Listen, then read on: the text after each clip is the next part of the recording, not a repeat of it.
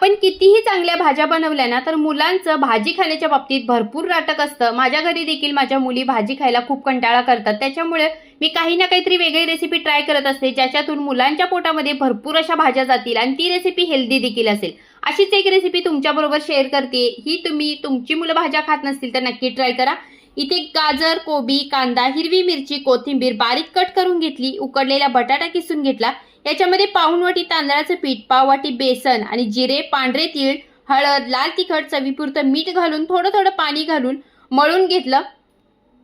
तवा गरम करायला ठेवलं, याला तेल लावून घेतलं। आता या मिश्रणाच्या कोणत्याही आकाराच्या टिक्क्या बनवायच्या आणि तव्यावरती शालो फ्राय करून घ्यायच्या। दोन्हीकडे तेल लावून मस्त सोनेरी होईपर्यंत या टिक्क्या आपल्याला खरपूस अशा भाजून घ्यायच्या आणि मुलांना खायला द्यायच्या। अगदी कमी तेलामध्ये आणि भरपूर भाज्या घातलेला हा नाश्ता जबरदस्त टेस्टी होतो। मुलांना तुम्ही नाश्त्यासाठी द्या किंवा डब्यात द्या, खूप हेल्दी आहे, नक्की ट्राय करा।